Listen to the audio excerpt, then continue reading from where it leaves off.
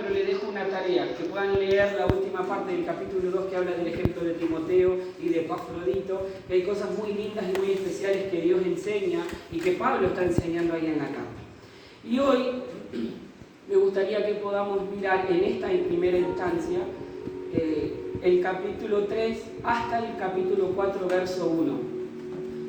Pastor, ¿vas a predicar un capítulo entero? No, tranquilo. Tengo media hora contado, me están corriendo con el reloj, así que voy a tratar de ser bien breve, pero sí me gustaría que podamos conversar algunas cosas. Claramente no nos da el tiempo para leer todo el capítulo 3, pero sí hay algunos detalles que me gustaría que podamos conversar para ir hablando y teniendo en cuenta y reafirmando todo lo que el Señor ha venido hablándonos a nuestros corazones. Una de las cosas que tienen que tener en cuenta es que una de las palabras claves de Filipenses es alégrense. Alegrarse no es la actitud, o más que actitud, no es eso de andar riendo. O sea, mira qué alegre la persona, siempre está riéndose. ¿Les ha pasado de estar riéndose pero por dentro estar angustiados y simplemente la sonrisa es la máscara para que no te estén preguntando, no se den cuenta que hay algo que está pasando? Cuando Pablo está hablando de alégrense, nos está diciendo estén calmadamente felices. ¿Qué significa estar calmadamente feliz? Primero eso, quédate con esa pregunta, ¿qué significa estar calmadamente feliz? Y otra, Pablo está hablando de que se alegren y él estaba ¿dónde? En la cárcel. Estaba en la cárcel. ¿Qué persona normal habla de alegría estando preso? Ayer estábamos mirando, creo que era en uno de los grupos pequeños, cómo era una cárcel romana. La cárcel romana era bien sencilla, muchas de ellas no tenían ventanas, los presos comían y hacían sus necesidades en el piso de la misma cárcel. Y ahora, bueno, pero es una cárcel con este tamaño, no, era una cárcel de 2x2, dependiendo del lugar. Y muchas veces también eran cárceles que estaban metidas en las piedras, entonces imagínate la humedad de ese lugar. Además de eso, animales, ratas principalmente. Entonces imagínate cómo es toda la condición que está viviendo Pablo, y en esas condiciones,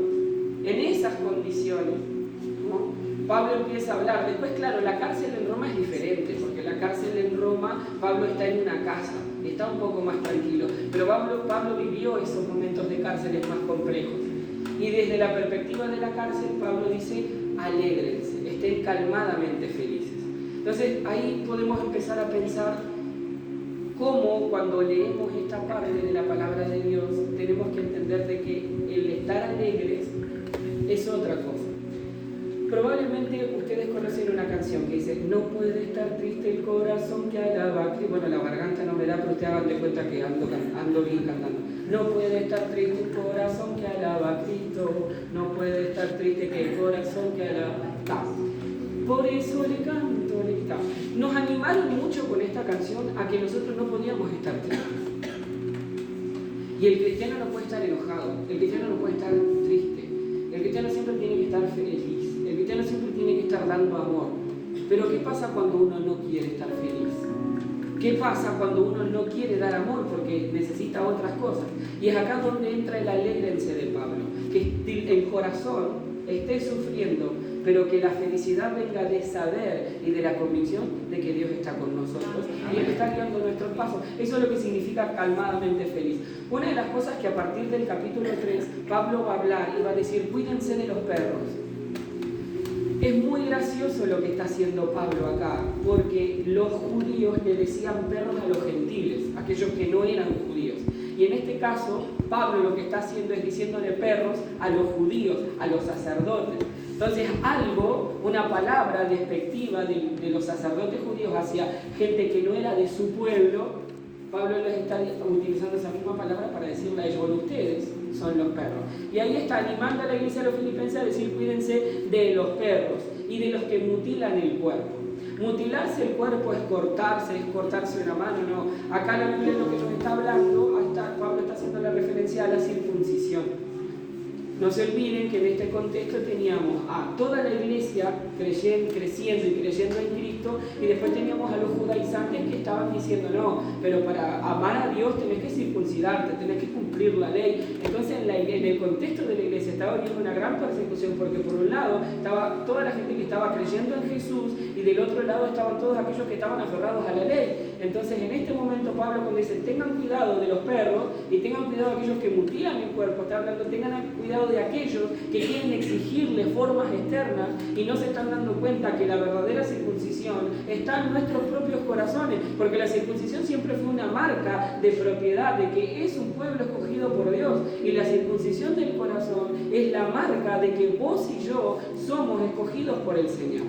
Amén. No es solamente el pueblo de Israel el escogido, vos y yo. La Biblia dice que somos ramas injertadas en la vid verdadera. ¿Me van siguiendo? Después hay otra sección interesantísima, que es la sección de los versos del 7 al 11. Y ahí tenemos los versículos más conocidos.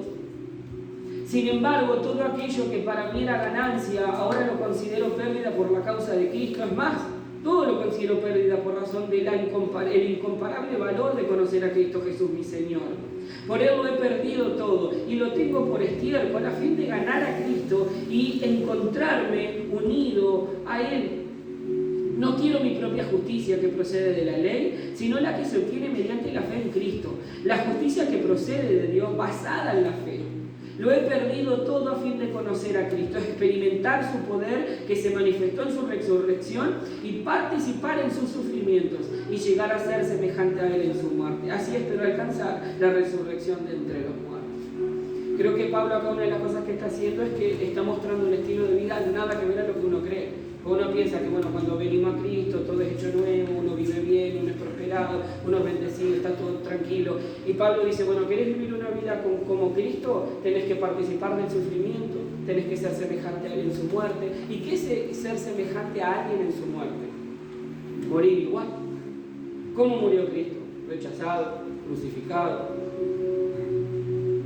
Hay que tener coraje para andar diciendo esas cosas, por eso ni las repito. Por eso casi ni leo Filipenses, ¿no? Es broma, leo, claro, tranquilo.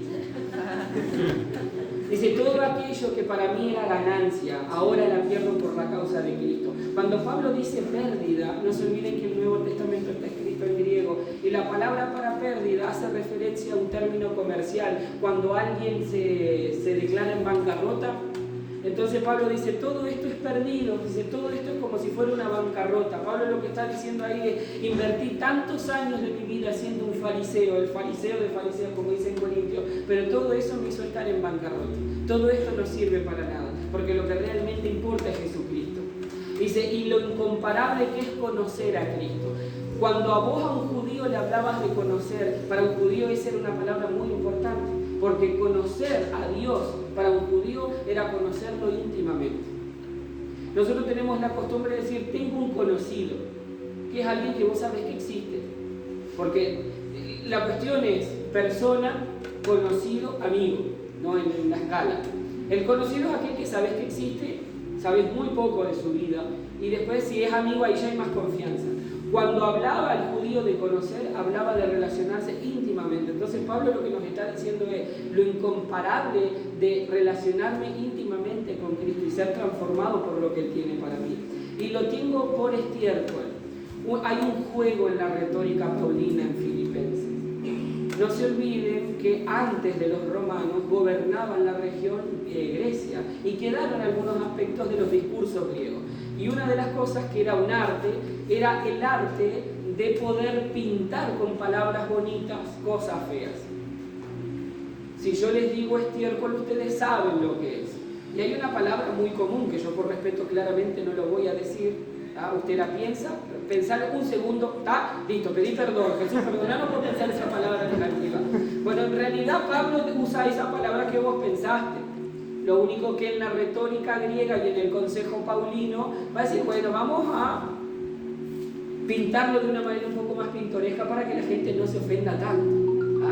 Entonces, mirá lo que dice Pablo, invertí tanto, lo perdí todo, me quedé en bancarrota y me di cuenta que lo que realmente era importante para mí era relacionarme íntimamente con Jesús. El resto es todo una porquería. Y hay un verso que a mí me encanta, pero también me produce mucha inquietud, que es el verso 9, que Pablo, hay una frase, dice, y encontrarme unido a Él. La palabra o la frase encontrarme unido a Él es un aoristo pasivo. ¿Qué es eso? Nada. El pastor se quiere hacer el rico porque sabe un poco de griego y le dice palabras raras. No. Es una imagen, es un tiempo verbal. El aoristo pasivo lo que significa es que expresa algo perfecto. Encontrarme unido a Él, de la manera que Pablo lo escribe para que todo aquel que lea la Biblia, leyera esa carta, se diera cuenta que lo perfecto en el universo es que estemos unidos a Cristo, que no hay mejor cosa que estar unido a Jesús. Y después del verso 9, Pablo va a hablar de la justicia del hombre y la justicia de Dios. Y cuando habla de la justicia de Dios, va a decir que es un don de Dios, que la justicia de Dios demanda que la iniciativa siempre va a comenzar de parte de Dios y que en su justicia Dios siempre tuvo un plan para la salvación del universo. Pero hay algo clave que te tiene que quedar en tu corazón y reflexionar. La justicia es un don de Dios. Yo te lo voy a dejar ahí, no te lo voy a explicar. Pero quédate con eso, reflexionando, y a medida que vayamos terminando Filipenses, Dios te va a ir mostrando algo. Pero acuérdate, la justicia es un don de Dios. El verso 10, mirá lo que dice. Lo he perdido todo a fin de conocer a Cristo, experimentar el poder que se manifestó en su resurrección, participar en sus sufrimientos y llegar a ser semejante a Él en su muerte. La cuestión es la siguiente: participar en sus sufrimientos. Algo clave que Pablo está dejando cuando escribe esto es que no es pedirle a Dios que te quite el sufrimiento, es pedirle a Dios que te dé la fortaleza suficiente para sobrepasar ese sufrimiento. Nunca en la Biblia, bueno, nunca no, pero en la gran mayoría del consejo paulino, cuando se habla de sufrimiento, el apóstol no está diciendo pedirle a Dios que te saque el sufrimiento. El apóstol nos está animando a pídale a Dios fuerza para soportar el sufrimiento y salir aprobado de esa situación. ¿Ah?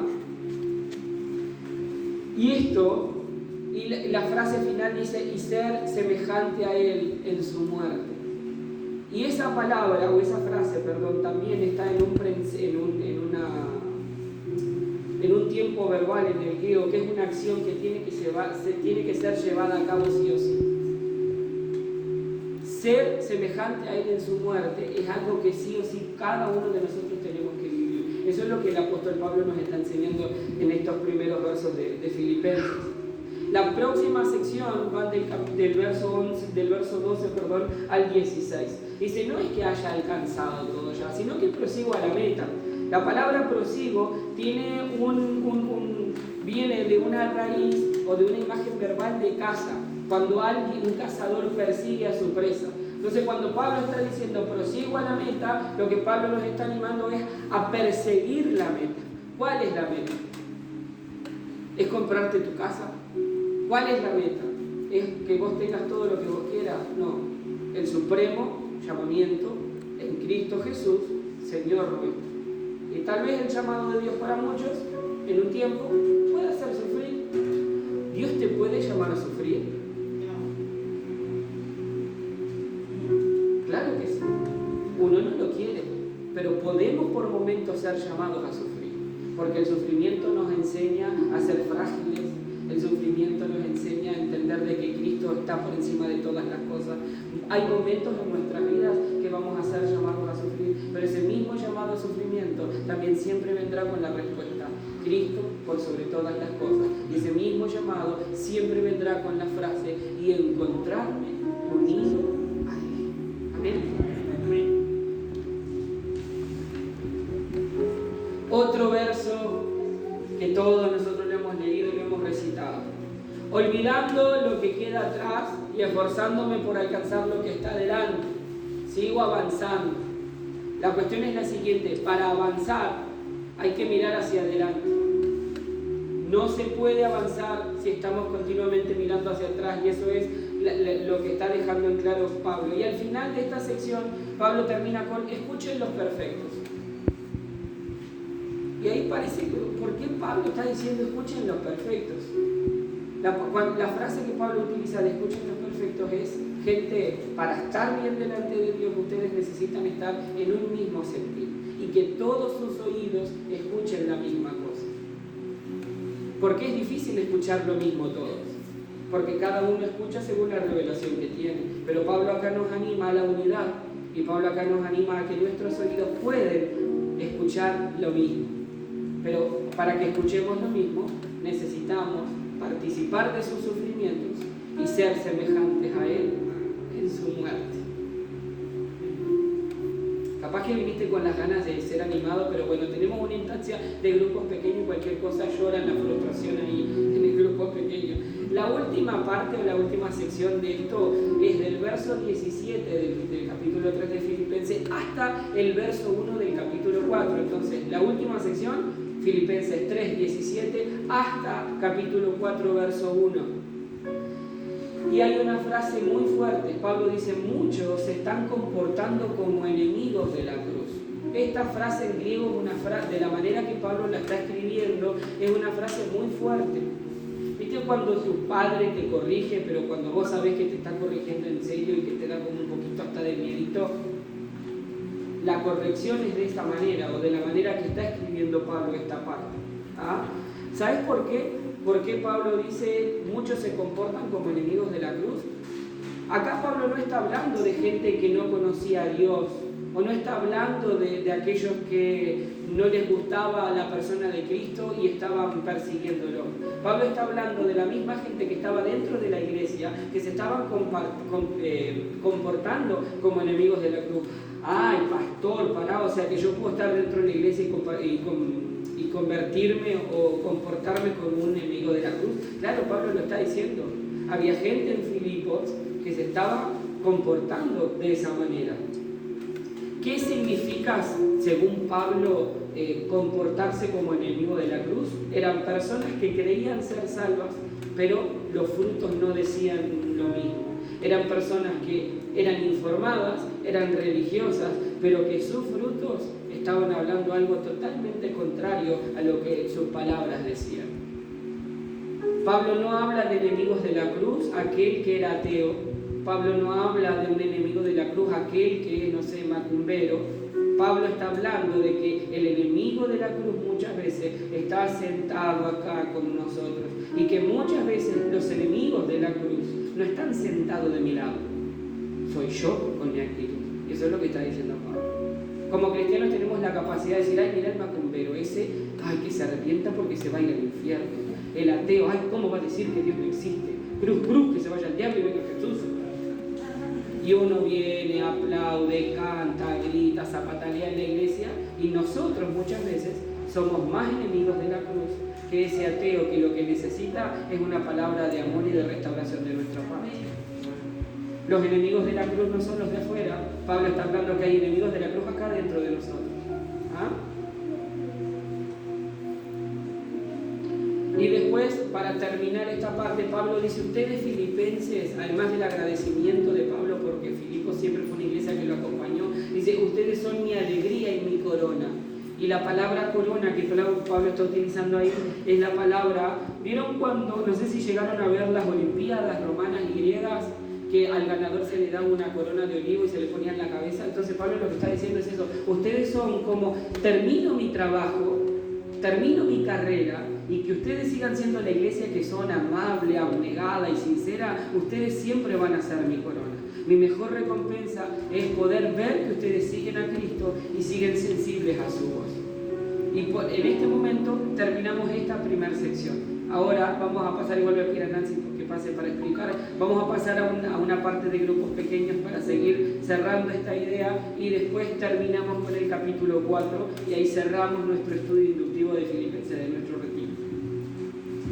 Buen día para todos.